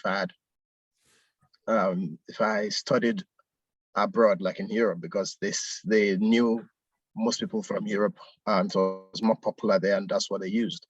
And the second time I had a conversation with a recruiter who asked me if I had a PMP, and I said yes. And I'm like, it's on my resume, but it's ICP APM, and they didn't really understand and all that. So I said, well, it's the same thing. It's just from a different organization, but it's the same thing. So I wanted to clarify, because also I once noticed when I had an interview, I was also asked what is ICP, APM, and I told the person, oh, project management, and was like, oh, okay. So I wanted to clarify and be sure if it's not something they're used to here, or there's a particular name with the PMP, because that's what I usually see with with regards to certification requirements. Yeah, great question. Okay, so I'm going to put 3 minutes on the clock. I'll start us off. So the PMP is the Project Management Professional Certification from the Project Management Institute. Here in the States, it's a very popular certification. It's been around for a really long time. I got my PMP like 13 years ago or something like that. The ICP APM is an Agile project management certification brought about by IC Agile. I actually just recently built a course accredited to the APM. The biggest, and that is a lesser well-known certification, at least here in the circles that we run in, whereas the PMP is everywhere. The main differences between the two, and they may have changed the PMP in recent years, so this may be a little dated. When I received the PMP, when I took the boot camp and took the exam, it was all traditional project management, predictive project management. Plan the work the plan, control your risk, create your Gantt chart, do your work breakdown structure. All of the traditional project management stuff is what you learn when you get the PMP. It's very documentation heavy. There was not an ounce of Agile in that course at all. The APM is much more focused on managing a project in the context of a complex adaptive system where things are always changing. How do I create enabling constraints that allow human systems of work to deliver value seamlessly? It's very different. Yes, they are both related to project management, but they take a very different approach. And I'll pause there to see if others have thoughts. Yeah, and if I may add to that, I'm always very careful when it comes to certifications, right? And I sometimes tell people that your knowledge trumps everything, right? Certification is just to buttress the fact that you went through the training and you're probably certified. So of course the PMP is outrightly different from the ICP APM. Like Chris said, well explained, two different bodies. One speaks to the traditional waterfall until recently when Agile has been introduced to it, and the other speaks to Agile way of getting things done, right? So if some recruiters doesn't know about one, or they prefer one over the other, I wouldn't argue with them, right? I have gotten to a place in my career that I'll pass rather than arguing. So if one doesn't click, then I move on to the next one, right? The question you should be asking yourself is, do you have the knowledge, the understanding, to be able to get into the job market? And when you eventually get a job, if you're not working presently, to be able to use that knowledge, to the fullest. That's the question you should be asking, not what a recruiter wants or doesn't want. Teejay, one of I agree with what you said. I am also, however, noticing that sometimes the companies don't know what they're asking for. So you'll see advertisements like this. We want an Agile project manager. You guys, you tell me, what do you think an Agile project manager is? Well, Agilists, there is no such thing as an Agile project manager. You might work on Agile efforts, but projects are different than products. And we run into this whole bit where companies don't know what they don't know. So you were given the example, I walked in and they were asking me to be a Scrum Master and wanted to know if I had my PMP. I might ask them, well, do you know what the PMP is? Because that's not going to help me be a better Scrum Master. Do you mean the PMI ACP? So be knowledgeable of what the certifications are. PMI has an Agile suite of products now with Disciplined Agile as well. So does IC Agile. Well, they're all about Agile. You're not going to go learn traditional project management from IC Agile. And then, of course, you got Scrum Alliance and you've got the other ones. So I do think it's important to be well-versed in knowing what certifications are what, and you may need to coach in your interview, you may need to coach your interviewer on the differences. Thank you for that, Mike. Let me say this very quickly because I know we are running out of time. We just partner with Kairos, All right, we are excited about it at Zeal Systems. All right, we just kickstarted a partnership with Kairos, and these are the great people behind the training firm, and they want to contribute to the Agile community just as we are doing now. And one of our partnership is what you're going to see in an on-demand learning, right, which gives you the opportunity to learn at your pace, in your own time, using any devices you want to use to learn, and you eventually become an ICP, which is the Agile certification from IC Agile. And as you already know, IC Agile is one of the most reputable Agile organization all over the world. And having this knowledge from Kairos, I believe, is very, very key. I'm not trying to sell you this, but I know that quite a lot of you will come back to me and I'll tell you the reason why you should add that to your knowledge. Now, this is not going to be priced the same way other certifications are priced. This is priced differently. And this is one-off thing that I'm going to do for you guys. And I've spoken to my own partners as well. We peaked at 80 people today. The attendance peaked at 80 people. When you take away Ron, myself, Mike, Greg, and Chris, so we're going to be 75. The 75 people, the 75 Zillionaires here can have that training with 35% discount, right? If you want the training at any point in time, today, tomorrow, next week, next month, you can have it. So you would say the price. We're going to get that updated on our website. You can look out for it on Kairos as well.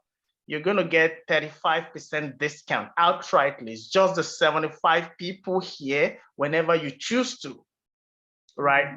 This week, next month, next year, you'll get it. And that is something you're going to have on your mobile phone that you can always refer to. And look at the other goodies behind it. You have access to me, you have access to Mike, you have access to Greg, you have access to Chris.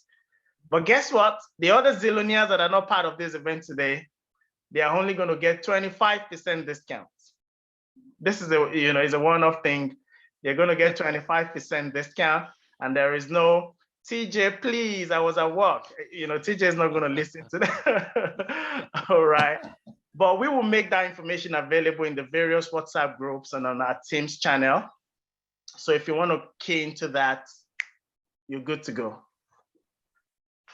And if you want to share anything around that, Greg, Chris, and Mike, please feel free. I know we have 12 minutes. If you want us to take more questions, that's absolutely fine. And if you want us to just change the entire agenda and speak about something different, that's equally fine as well. Yeah. Well, Mike and Greg, anything you guys wanted to add on the partnership with Zeal Systems? I just think I think it's great, and I'm happy that we're able to partner with you, TJ, and the Zillionaires out there. And I think this is what's great about the Agile community is that it's people want to share, they want to help others be successful, and we're exactly in that space and happy to do it. So it's fantastic. Okay. So Abdul asked, is this the PMI ACP certification? No, this is the IC Agile Certified Professional certification. So it's different from the PMI ACP, different accrediting organization. This is sort of the gateway certification for all of the other learning tracks that IC Agile offers. Yeah, so if you guys have more questions about the course or the partnership, we can certainly take those in the chat, or we can jump back to the board, or do whatever you want. We're agile.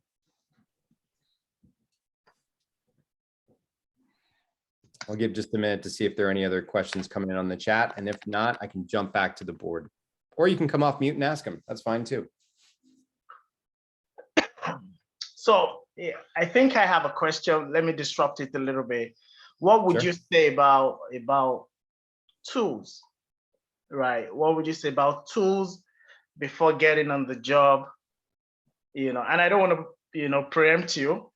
So just say whatever you want to say about, you have to know these tools, or it's okay to just get on the job and learn these tools. What do you have to say? That's a great question. If you have any insight into what the companies might be using that you are trying to get into, Jira is clearly a popular tool that's out there. I know in our space, if you have familiarity and you're comfortable and you can build the reports and do all those things, and I know it's not all about the tools, but if that's the mechanism through which they're doing work and you have experience, that'd be, I think, a big plus. And remind me, Chris, doesn't Atlassian have like free training online, like some basic training to get familiar Yeah, with they it? do. And there's a lot of other tools out there. I think the other thing to have in your back pocket are these little tools that help serve retrospectives, particularly in this remote world that we're in. The lean coffee that we were just showing you, and there's other versions of them out there, but I think getting familiar is super helpful. And Mike, isn't there a website with a bunch of tools I'll and link it in the chat. tips? It's called Collaboration Yeah. Superpowers. Yeah. Yes, yeah, that's super helpful. So you can arm yourself with some utilities, tools, things that That's you right. can bring to the table right away. I would say with a couple things in the chat window, just watch for that. Where our LinkedIn connections just came through, so highly recommend. We'd love to connect with each of you. Chris is going to put a link into the collaboration superpowers. Don't be overwhelmed. Like, we're not saying go memorize all these tools. Save that page. Like, just save that page and you're good. There's so many tools to be familiar with. And I think that's what Scrum Masters and Agile coaches bring to the table is we may not know everything, but we know how to get our hands on a lot of stuff. You want to have a lot of tools in your tool belt. So we have quite a few bookmarks that we use. And I would foot stomp Atlassian as an industry leader. If you can get familiar with Trello and Jira and Confluence, that's going to go a long way in your interviews if you can speak that language. So there's another question, and I just popped that link in the chat, guys. It's a massive list of tools. All right. Is there a minimum project timeline period in order for us to use an Agile framework for implementation? No. I mean, it really depends. I mean, I'm just gonna say no, because it really depends on what your project is. It depends on what it is you're trying to build. Agile doesn't, if you have a project that's going to take 12 months to build, Agile is really not going to make that go any faster. What it will help you do is get insight into the highest value things that you should be working on first. And you may find that 6 months in, you're okay shipping the thing without building the remaining features because you just want to get it out there. So, but I mean, you could start using bits and pieces of the Scrum framework immediately for simple tasks that you have that you're doing every day. You don't need a big project to do any of those things. Yeah, I looked at that question and thought a little bit different. One thought was, well, what if the timeline is very, very short? What would you do, right? I have 6 weeks, I have to deliver, I don't know, an update, a widget, or something. I'm not quite sure. I probably wouldn't go with SAFe. That wouldn't make sense at all. Scrum, yeah, that could work, but I'd probably shrink my sprints down to weekly for a 6-week delivery. So at least I have 6 tries to incrementally get better. Or maybe it's a little bit more flowy because it's one team and they're all sitting in the same room and they can do more of a Kanban play. So to your point, Chris, it has a lot to do with the context and what is it we're doing. If I'm doing the payroll system for the Air Force, that's probably going to take years. So you could probably engage in a different kind of larger model to go after how you might manage that. So anyway, just that different initial thoughts when I saw that question. Looks like we got a hand up in the chat. Is it Sayun? Did you have a question?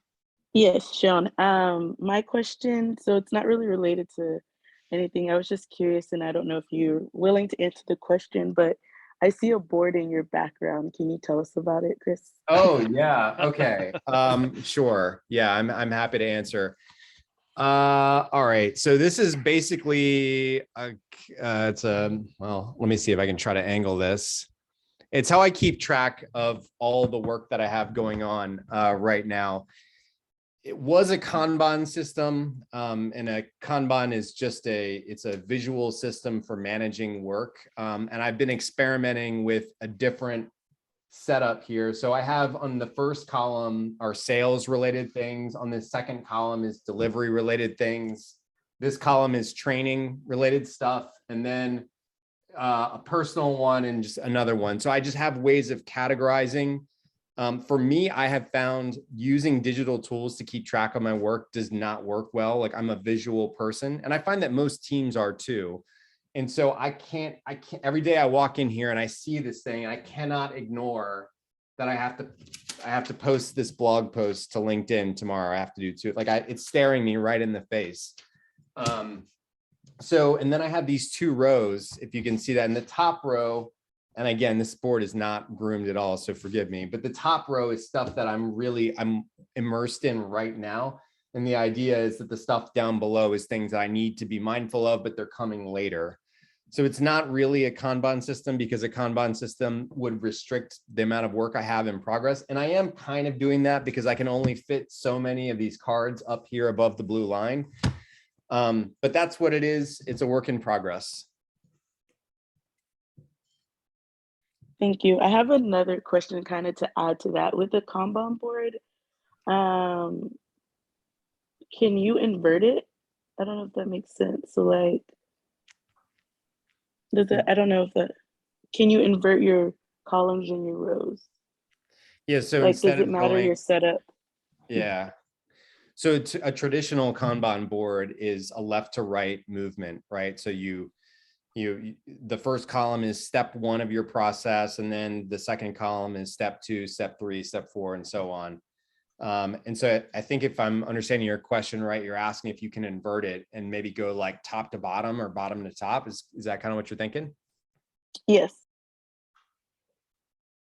I don't know. Mike is the Kanban guy here more so than me. What do you think, Kanban police? I just finished today the first ever Kanban management professional 4-day training class at my day job. Anyway, you can, yeah. And so across your workflow would be on the left, and then maybe your team members would be across the top.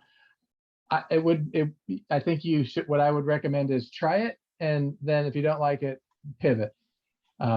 Most boards are just as Chris described. And this is a big deal for you Scrum Masters. Kanban's very first step is just to visualize your current workflow. Make no changes at all. So, which is different than Scrum, right? Scrum shows up with changes. So just visualize your workflow, starting at the far left, working to the right. How many columns is that? And then you can do swim lanes with work item types.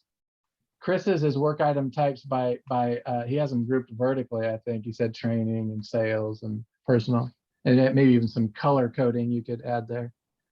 So I guess the short answer is, yeah, you could try it. That's not the default out of the box. So you might try default, run your workflow left to right, use colors for work item types, put people's names on cards, things like that. Hey, Mike, I'm drawing a blank on the book. Who's the lady Making on the Work visualize? By Dominica de Make Grande. your work. Yes, we should put that. We got to get that link in there, because that's a great book, because there's lots of creative ways, lots of visual examples in that book on how you might structure your work so that it can follow different paths. It does.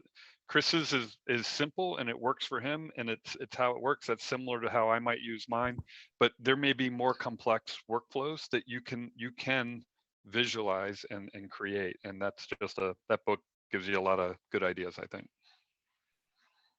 Yeah, I love that book. Okay, it's 4:59. We probably have like one more minute for a question, TJ, unless you wanted to spend the last minute kind of closing us out here. Yeah, I can't thank you enough, Chris, Greg, and Mike. I really appreciate this. Very relaxed, very fun for me as well. And I've learned how to use the link coffee table. Thanks for facilitating that. I'll start using it, by the way. And, we'll be having Jeff next month. Right, it's going to be on a Thursday, and I know it's going to be very challenging because I'm going to be working as well. Right, I'm just a lucky one that I don't work on Fridays.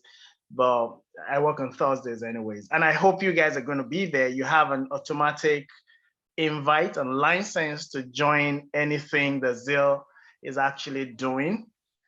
And we really That's great. appreciate this partnership once again. I know that I will have to call you back again and again and again. So we're looking forward to that. Yeah, thank you very much. We appreciate this on behalf of all the Zillionaires, and I hope they're going to connect with you all on LinkedIn, and they're all going to make use of the opportunity you gave to us for the ICP. And yes, we hope to do greater things. Thank you very much. Yeah, thank you guys so much. Thanks for having us. It's great meeting you all. Thanks. Appreciate it. TJ, Zillionaires, all, thank you. Enjoy your weekend. Thank you so much. Thank you so much. Thank you so much. Thank you for the you. time. So much. Thank you. Thank you. Thank you. Thank you so much. I'll make the Thank you. video available to you. Thank you. Mike, Greg, and Chris. Right, just for your records.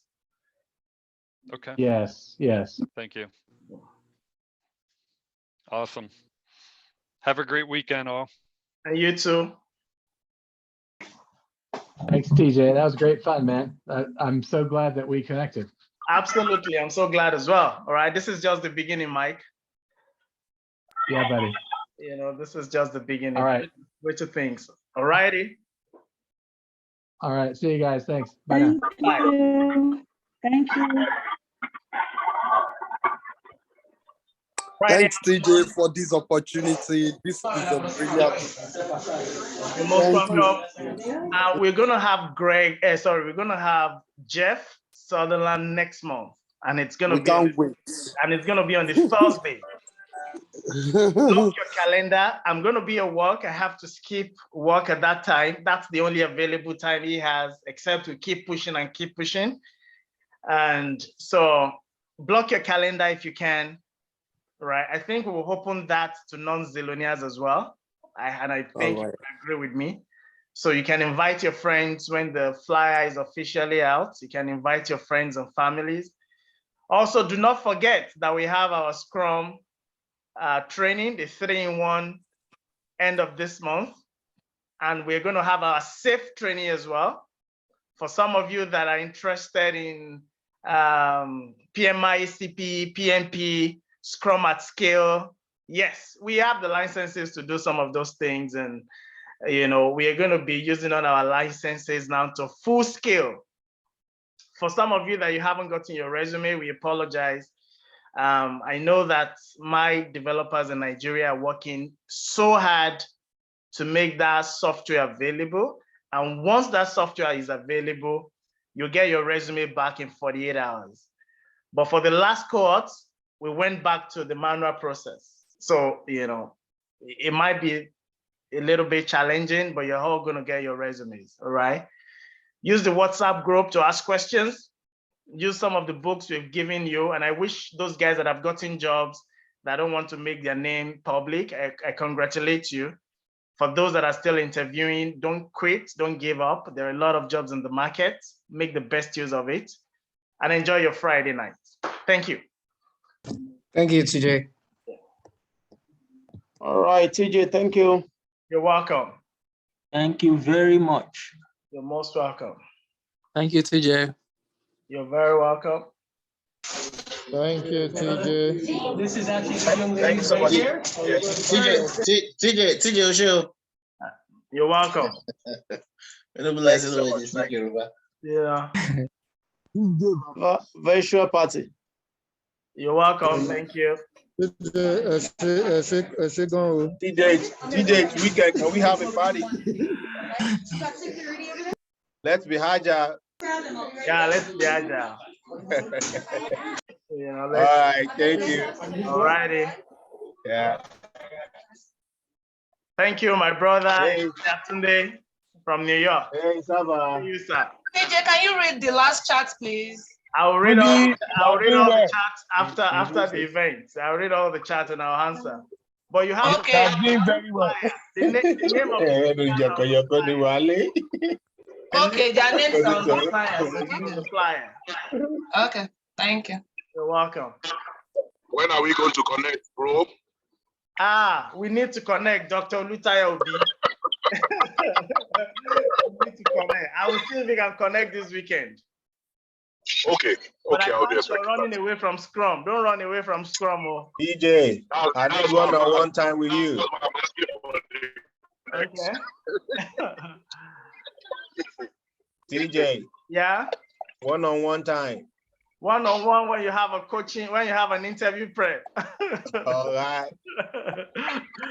Well, you had a one-on-one 2 days ago. You had a one-on-one 2 days ago. all the time. I'm always gonna come back. Olawale Olatunji, thank you for that thing. I got it. Much appreciated. Hope you ghost me on your WhatsApp. I sent you several messages, Teejay. You never responded. I was sending you messages at some point. You weren't responding, so maybe it's my time not to respond. I never ghost you. Now I understand. I always respond to your message. Payback time. Oh, you are doing payback, right? I'm not doing payback. I'm not. I don't. I'm not like that. But I will respond. Don't worry. I will respond. I respond to all my It's messages. all good. It's all good. No hard Thanks feeling. for that. Anyways, how is Kent? You're in Kent. Yeah, right? hanging in there. Okay, good. I wish you all the best. Guys, let's go have fun. It's Friday night. I'm signing out. I'll leave this just in case you want to copy some of the links on the chat room, but I'll save it, but I'll leave it. But don't forget, Thursday in March 10th, Dr. Jeff Sutherland himself is going to be here. You can't afford to miss it. Alrighty. Bye for now.